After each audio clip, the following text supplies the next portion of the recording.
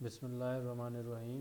Computer science की series का ही हमारा नेक्स्ट लेक्चर है, जिसमें हम data communication and computer networks का जो बुक थी उसको हमने स्टार्ट किया हुआ है। और लेटली हम उसमें अभी जो हमने नेटवर्क डिवाइसेस को हम फॉलो कर रहे थे। नेटवर्क डिवाइसेस में हमने कुछ चीज़ों को डिस्कस किया था। तो इसमें हमने लास्ट टाइम जो था, जैसे मैंने बताया था, ये ऑनलाइन आपका सिलेबस मौजूद है, तो हमने जो इसमें हब को डिस्कस किया था। नेटवर्क डिवाइसेस में हमने ये हब है इसको डिस्कस किया था। आज के लेक्चर में हम नेटवर्क स्विच की बात करेंगे। नेटवर्क स्विच की तो लास्ट क्लास में हमने नेटवर्क हब को डिफ़ाइन किया था और उसकी वर्किंग को थोड़ा सा डिफ़ाइन किया था, और थोड़ा सा कहीं जिक्र नेटवर्क स्विच का भी आया था। लेकिन आज हम इसको प्रॉपरली देखेंगे। मैंने थोड़ा इतना बयान किया था लास्ट टाइम, थोड़ा सा डिफरेंस बताया था कि जो नेटवर्क हब है ये डाटा को ब्रॉडकास्ट करती है। ब्रॉडकास्ट, यूनिकास्ट, मल्टीकास्ट और ब्रॉडकास्ट, ये तीन डेफिनेशंस भी बीच में आई थी जिनको हमने डिस्कस किया था। हमने कहा था कि जो नेटवर्क हब है वो ब्रॉडकास्ट करेगी, जिसकी वजह से प्राइवेसी के इश्यूज आ रहे थे। अब नेटवर्क स्विच की बात करते हैं। नेटवर्क स्विच की तो नेटवर्क स्विच जो है वो यूनिकास्ट करता है। बहरहाल सारी चीज़ों को नेटवर्क स्विच के बारे में आज के लेक्चर में कवर करने की कोशिश करेंगे। सबसे पहले हम देखते हैं कि नेटवर्क स्विच है क्या। Switch connects network segments. अब यहाँ से हमें ये पता चला कि जो हमारे पास स्विच है वो एक जैसे नेटवर्क्स को, एक जैसे जिनका प्रोटोकॉल सेम हो, काम करने का तरीका सेम हो, एक काम करने का तरीका सेम हो। अब सेम क्या होते हैं? सेम से मुराद ये है कि जिनके काम करने का तरीका सेम हो। फॉर एग्जांपल हमारे पास दो नेटवर्क्स हैं, नेटवर्क ए और नेटवर्क बी। नेटवर्क ए जो है इसमें मौजूद तमाम कंप्यूटर एक दूसरे के साथ कम्युनिकेशन के लिए 32 बिट का पैकेट बनाकर सेंड करते हैं। हम फ़र्ज़ कर रहे हैं 32 बिट का पैकेट सेंड करते हैं एक दूसरे को। जो भी बातचीत करनी होगी, जो भी डाटा सेंड करना होगा, 32 बिट के पैकेट बनाकर सेंड कर रहे होंगे। नेटवर्क बी जो है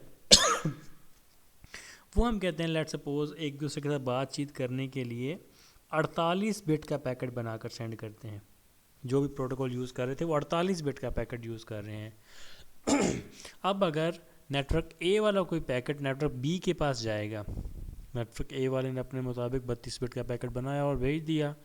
नेटवर्क बी वाला जो 48 बिट का पैकेट अंडरस्टैंड करता है, वो 32 बिट रिसीव करने के बावजूद मुकम्मल पैकेट, जो नेटवर्क ए का मुकम्मल पैकेट था, वो रिसीव करने के बावजूद उसको प्रोसेस नहीं कर रहा, क्योंकि उसको पता है कि मुझे तो 48 बिट का डाटा चाहिए। तो वो मज़ीद 16 बिट का वेट करता रहेगा, उसको प्रोसेस नहीं करेगा, समझ ही नहीं पाएगा। सिमिलरली नेटवर्क बी जो 48 बिट के साथ कंफर्टेबल है वो 48 बिट का डाटा सेंड करेगा। नेटवर्क ए जो 32 बिट का पैकेट समझता है वो उसमें से 32 बिट रिसीव कर लेगा, बाकी 16 बिट का डाटा डिस्कार्ड कर देगा, ज़ाया हो जाएगा।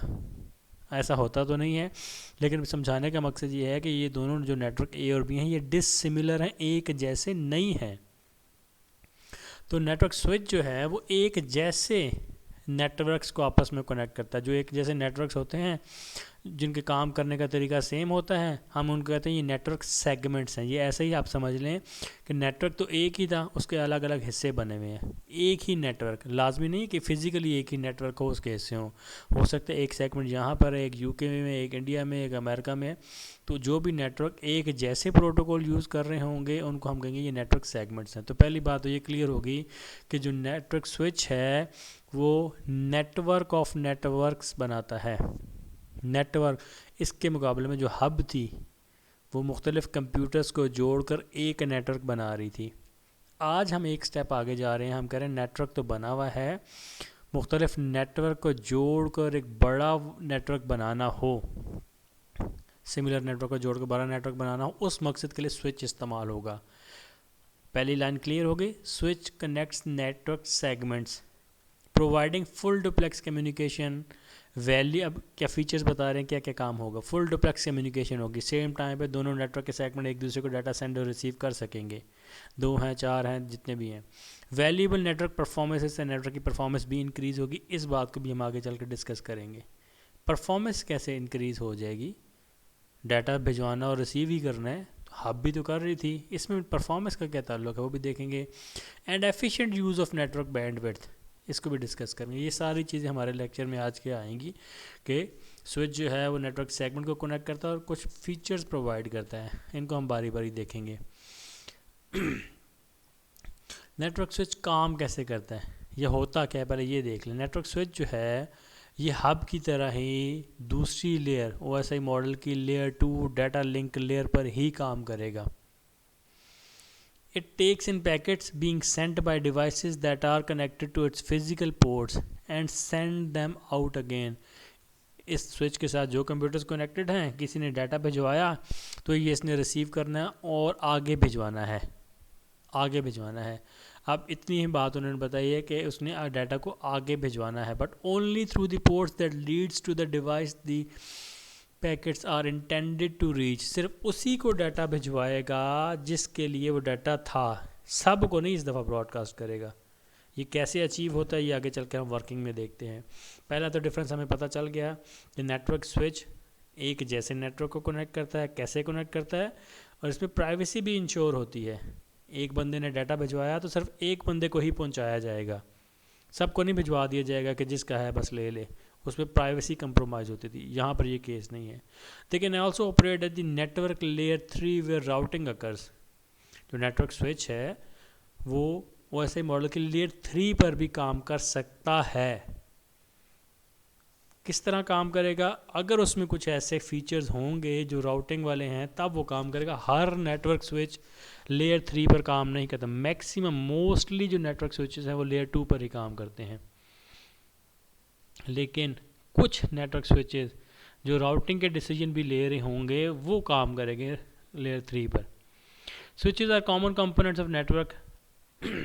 अब आगे उन्होंने कुछ नेटवर्क की टाइप्स बताई हुई हैं, मॉडल्स नेटवर्क के बताए। जैसे मैंने लास्ट टाइम एग्जांपल दी थी नेटवर्क मॉडल्स की, जिस तरह मोबाइल के मॉडल थे इस तरह नेटवर्क के मॉडल जो पर्टिकुलर प्रोटोकॉल को फॉलो करते हैं। जैसे कि ईथरनेट पे स्विचेस इस्तेमाल हो सकते हैं, फाइबर चैनल पे, एसिंक्रोनस ट्रांसमिशन मोड पे, इन्फी बैंड पे, और बहुत सारे और हमारे पास प्रोटोकॉल्स हैं जिन पर नेटवर्क स्विचेस का इस्तेमाल कॉमन होता है। तो ये तो हमने समझ लिया नेटवर्क स्विच है कि एक ऐसी डिवाइस है जो मुख्तलिफ नेटवर्क्स को, मुख्तलिफ से ज़्यादा, मुख्तलिफ से मुराद ये नहीं काम करने के अतबा, मुख्तलिफ से मुराद मेरी ये है एक से ज़्यादा नेटवर्क्स को, ऐसे नेटवर्क्स जो एक जैसे हों, एक तरीके से ऑपरेट करते हों, उनको कनेक्ट करने के लिए हमारे पास नेटवर्क स्विच मौजूद है। और नेटवर्क स्विच काम कैसे करता है, एक डिवाइस से डाटा लेगा और उसी के रिसीवर को पहुंचा कर आएगा। कैसे इसको पता चलता है रिसीवर किधर है, ये आगे चल कर हम देखते हैं। अब देखते हैं जी नेटवर्क डिवाइस होती क्या है। Once a device is connected to a switch, हमारे पास, मैं आपको दिखा दूं, ये स्विचेस हैं, आपने अपनी कंप्यूटर लैब में भी देखे इस तरह के छोटे स्विचेस आपने देखे हुए हैं जिसकी कम पोर्ट्स होती हैं। तो ये हमारे पास नेटवर्क स्विच होते हैं जिसकी बैक साइड पे पोर्ट बनी हुई होती हैं, इनमें हम अपने आप को कंप्यूटर्स को कनेक्ट कर देते हैं। तो इस तरह के हमारे पास नेटवर्क स्विचेस होते हैं। अब नेटवर्क स्विच जो है जो कंप्यूटर नेटवर्क स्विच से कनेक्ट हो जाता है, अपनी तार इसमें लगा लेता है, the switch notes its media access control MAC address. हर कंप्यूटर में दो तरह के एड्रेसेस होते हैं, एक फिजिकल एड्रेस होता है, एक लॉजिकल होता है। लॉजिकल एड्रेस जो वो IP एड्रेस है वो बाद में डिस्कस करेंगे। एक होता है उसका फिजिकल एड्रेस, वो कौन सा होता है, जो कंपनी बनाने वाली है हर कंप्यूटर के अंदर जो नेटवर्क से कनेक्ट हो सकता है, उसमें एक नेटवर्क कार्ड लगा हुआ होता है। वो जो नेटवर्क कार्ड बनाने वाली कंपनी है अपनी हर डिवाइस को एक ख़ास नंबर इशू करती है। जैसा कि मोबाइल में हमारा IMEI नंबर है, दुनिया में कोई से भी दो मोबाइल का IMEI नंबर सेम नहीं होना चाहिए, ना हो सकता है। इसी तरह जो नेटवर्क कार्ड्स हैं उनका भी एक पर्टिकुलर नंबर होता है, उसको हम कहते हैं, वो उस नेटवर्क कार्ड का या जो नेटवर्क कार्ड जिस कंप्यूटर में लगा हुआ उस कंप्यूटर का वो फिज़िकल एड्रेस है।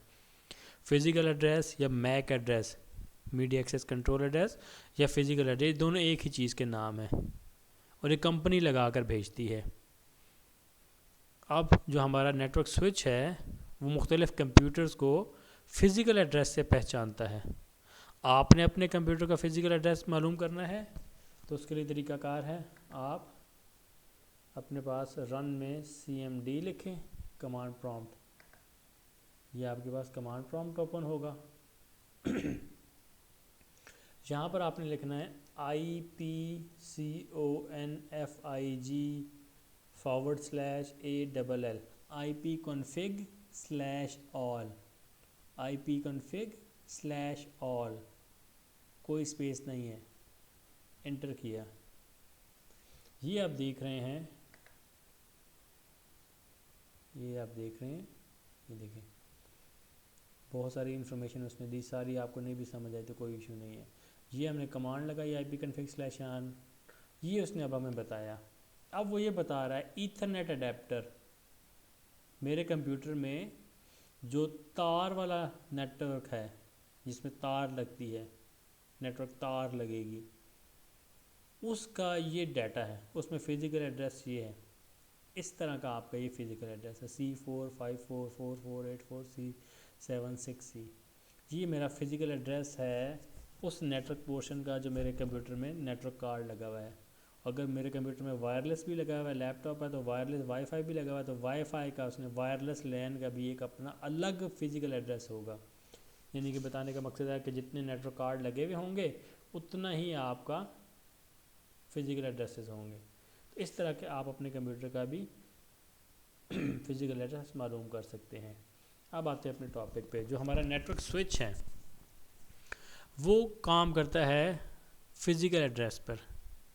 The switches uses the MAC address to identify which device is outgoing packets are being sent from and where to deliver incoming packets. किसकी तरफ से डाटा आया है, कहाँ डाटा जा रहा है, उसकी शनाख्त जो होगी वो होगी फ़िज़िकल एड्रेस से। So the MAC address identifies the physical device as opposed to the network layer, जो लेयर 2 डाटा लिंक लेयर जिस पर नेटवर्क स्विच काम कर रहा है, यहाँ कंप्यूटरों की शनाख्त फ़िज़िकल एड्रेस से होती है। इससे ऊपर चले जाएँ लेयर 3 से फिर IP एड्रेसेस शनाख्त बन जाते हैं कंप्यूटरों की, वो अलग स्कीम है, वो हम बाद में पढ़ेंगे। When a device sends a packet to another device, it enters the switch and the switch reads its header to determine what to do। जब एक डिवाइस ने एक नेटवर्क A है, एक नेटवर्क B है, दोनों को एक स्विच ने कनेक्ट किया हुआ है। नेटवर्क A के किसी कंप्यूटर ने डाटा सेंड किया नेटवर्क B के किसी कंप्यूटर को, वो डाटा जाएगा नेटवर्क स्विच के पास। स्विच के पास जब डाटा जाएगा, अब स्विच उस पैकेट को खोल के पढ़ेगा और देखेगा इसका भेजने वाला कौन है। वो एंट्री अपने पास कर लेगा कि कौन इसका भेजने वाला है, ये फलां पोर्ट पे कनेक्टेड है। इसी तरह से रिसीवर पढ़ लेगा कि इसका रिसीवर कौन है, उसकी पोर्ट नंबर नोट कर लेगा, एक अपने पास एक टेबल बना लेगा। ये मैं अभी आपको एनिमेशंस के ज़रिए दिखाता हूँ। चलिए पहले इसको देख ही लेते हैं। ये इसका काम करने का तरीका है कि हमारे पास नेटवर्क स्विच किस तरह से काम करता है। जो मैंने बातें अब आपको बताई हैं वो अब हम देखते हैं।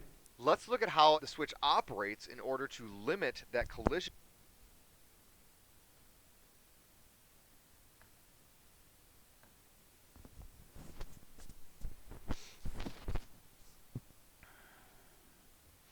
हमारे पास जो नेटवर्क स्विच है वो किस तरह से काम करता है, तो में लोड हो रहा है, मैं आपको थोड़ा सा एक्सप्लेन कर देता हूँ कि हमारे पास जो नेटवर्क स्विच है वो एक कंप्यूटर ने डाटा सेंड किया दूसरे को, उसने पैकेट को ओपन करके देखा, one device sends the packet to another device, it enters the switch and the switch reads its header to determine what to do with it.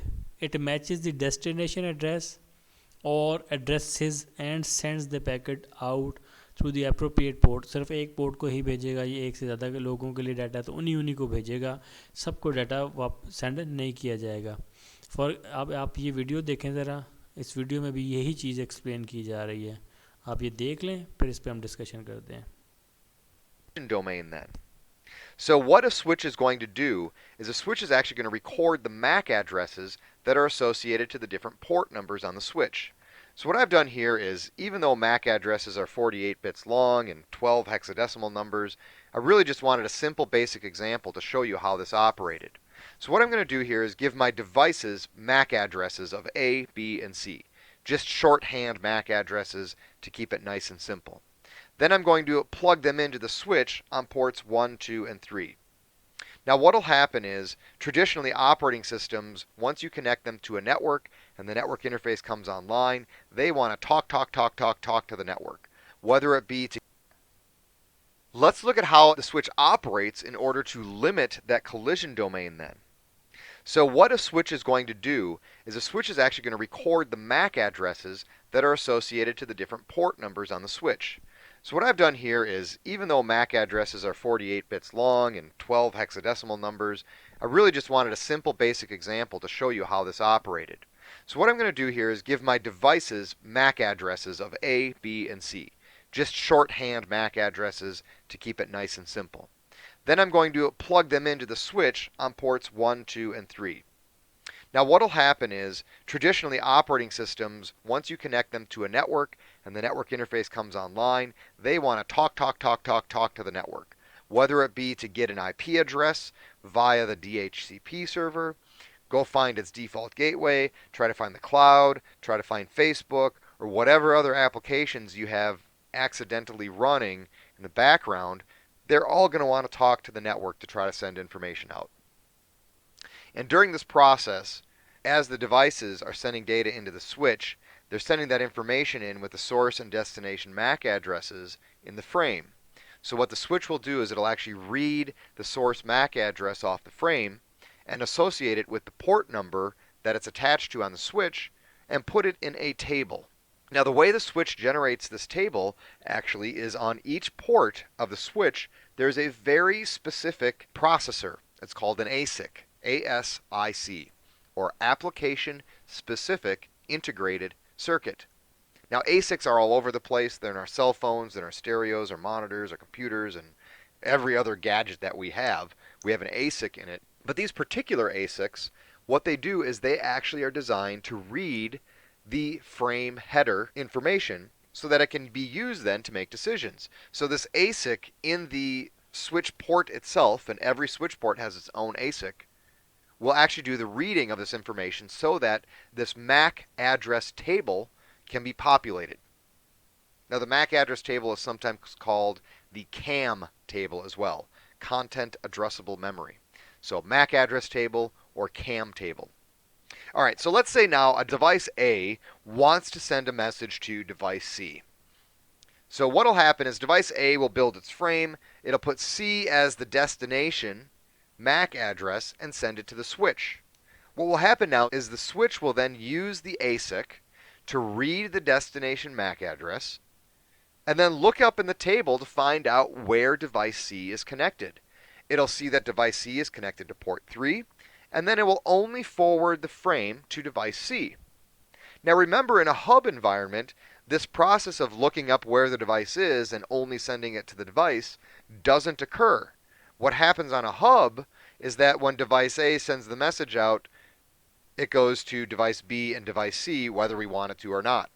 Here we've eliminated device B from the conversation, and this is exactly how a switch breaks up the collision domain, because the switch is using information about the frame in order to determine where it should be sent. This way, we don't have to connect all of our devices to the same exact wire. Now, does this mean that the switch will never forward frames to all of the devices that are connected to the switch? The answer is no. What happens if device A tries to send a message to a device that has a MAC address of D? Well, why would A do that? Well, maybe device D was connected to our network for a moment, and then we shut it off. So device A thinks it's still there, but it's not. So it sends a message into the switch destined for D. The switch then looks up in its MAC address table and sees that there is no MAC address D. And whenever a switch sees that it received a frame destined for a MAC address that is not in its table, the switch automatically forwards that frame out to all the devices that are connected. Now, does this make a collision domain? The answer is no. It does not make a collision domain because the switch is still making an intelligent decision about where to send these frames. The switch is not just sending them anywhere it wants. It's sending them only to the devices that are connected to the switch, and it's only sending those to those devices because it doesn't know where else it is. There's another example where the switch will actually forward the frame out to all devices as well, and that's something called the layer 2 broadcast. Now, back in the video where we talked about how packets move through a router, we introduced the concept of ARP. And ARP is Address Resolution Protocol. ARP uses a layer 2 broadcast. That layer 2 broadcast puts 12 Fs in the destination MAC address field of the frame. So it puts 12 Fs in there. And those 12 Fs mean it is a layer 2 broadcast. Now I've written this shorthand as just F. So if A sends an ARP message out to the switch with a destination MAC address of all Fs, the broadcast address, the switch will automatically then forward that to all the devices on the network. And it needs this capability because we need ARP to work in order to resolve the IP address, which we know, into an unknown MAC address, which is a little harder to get. So we need a mechanism of querying all the devices on our local area network to find out what their MAC address is. And this method is through this layer 2 broadcast. Because of this, we create a new concept called a broadcast domain. जो बातें अभी हमने इस paragraph में discuss की हैं, यही बातें उन्होंने ऑलमोस्ट वहाँ पर भी रिपीट की हैं। तो अगर इसमें से कुछ बातें आपको नहीं भी समझ आएंगी, कोई इशू नहीं। हमारा मकसद ये था कि इस वीडियो को देखने का मकसद ये था कि आप ये देख सकें कि किस तरह पैकेट एक तरफ से आता है, जिसके लिए भिजवाया जाता है सिर्फ उसी रिसीव करवाया जाता है, और हर पैकेट को ओपन करके देख लीजिए था किसने भिजवाया है, वो किस पोर्ट पे कनेक्टेड है, किसके लिए जा रहा है, वो किस पोर्ट पे कनेक्टेड है। ये एंट्री या नेटवर्क हर वक्त अपने पास करता रहता है, तो उसके पास एक टेबल बन जाता है। जब भी किसी अब जब टेबल पॉपुलेट हो जाएगा, मुकम्मल हो जाएगा, तो अब उसको पता होगा कि कौन सा कंप्यूटर किधर कनेक्टेड है। जैसे ही कोई पैकेट आएगा सिर्फ उसी पोर्ट पे भिजवाया जाएगा, किसी और को पैकेट नहीं दिया जाएगा, और ये प्राइवेसी इंश्योर की जाएगी। अब इसी तरह से to reduce the chances of collision between network traffic going to and from a switch and connected devices at the same time, most switches offer full duplex functionality in which packets coming from and going to devices have access to full bandwidth of switch connection। क्योंकि यहाँ पर हर किसी को packet नहीं भिजवाया जा रहा जैसे इन्होंने बताया, तो इस वजह से अब हर किसी को पैकेट नहीं सेंड किया जा रहा। तो सारी तारें जो हैं, ये वाली तार, ये वाली तार, ये वाली तार, सारी तो तारें हैं नेटवर्क की, ये हर वक्त ऑक्यूपाई तो नहीं रहेंगी। लेट्स सपोज ए ने बी को, कंप्यूटर 1 ने 3 को पैकेट भिजवाया, तो उसके 2 वाली तार तो खाली है। तो 2 अगर अपना पैकेट भिजवाएगा स्विच तक, तो कोई चांस नहीं कोलिजन का यहाँ पर कोई चांस नहीं है। तो यहाँ पर इसलिए कहा जा रहा है कि इसलिए तो आप अपने नेटवर्क की फुल बैंडविड्थ को आप इस्तेमाल कर सकते हैं। ये 2 ने अगर डाटा भिजवाना है, तो ये जितना इसका कनेक्शन टाइप है, कनेक्शन साइज है, इसका पूरे का पूरी बैंडविड्थ को इस्तेमाल कर सकता है, क्योंकि यहाँ पर कोई डाटा नहीं आ रहा। इसी तरह जब 1 2 को डाटा भिजवाएगा, 3 अपनी फुल बैंडविड्थ इस्तेमाल कर सकता है। इसने किसी का ख्याल नहीं रखना कि कोलिजन हो जाएगी या नहीं होगी। तो ये भी एक एक्स्ट्रा फीचर है जो हमने लाइन 1 में रीड किया था। लाइन 1 में जैसे मैंने कहा था कि यहाँ पर network performance and data and efficient use of network bandwidth, ये पॉइंट एक्सप्लेन हो रहा है कि जो कंप्यूटर जिसको डाटा नहीं जा रहा उसकी तार तो खाली रहेगी। क्योंकि अब नेटवर्क, ये कैसे पॉसिबल हुआ कि नेटवर्क ने सारे के सारों को डाटा नहीं सेंड कर दिया, सिर्फ सेलेक्टिव सेंड किया, जिसका डाटा उसी को भिजवाया जाएगा, बाकी सारों की तारें खाली हैं, वो मुकम्मल तौर पर इसको इस्तेमाल कर सकते हैं। इसमें अभी हमारे पास लेक्चर में कुछ चीज़ें बाकी हैं, जैसा कि हम देखेंगे स्विच और हब में क्या डिफरेंस है, स्विचेस और राउटर में क्या डिफरेंस है, टाइप ऑफ स्विचेस क्या हैं, और मैनेज, अनमैनेज और इंटेलिजेंट और मैनेजमेंट फीचर्स, ये काफ़ी सारी चीज़ें इसकी अभी बाकी हैं। तो आज के लेक्चर को में हमारे पास इतना ही काफ़ी है, क्योंकि इसमें आपने वीडियो भी देखी है, उसको भी आपने अंडरस्टैंड करना है, और जो स्विच है इसको हमने समझा है क्या, डेफिनेशन क्या है, काम कैसे करता है, कोलिजन से कैसे बचता है, ये कुछ चीज़ें आज के लेक्चर में हमने डिस्कस की हैं। इसके बारे में आपके जो क्वेश्चंस हैं वो आप ज़रूर शेयर करें व्हाट्सएप ग्रुप में, तो मैं उनको आंसर कर दूंगा। बाकी चीज़ें हम कल के लेक्चर में देखेंगे इंशाल्लाह।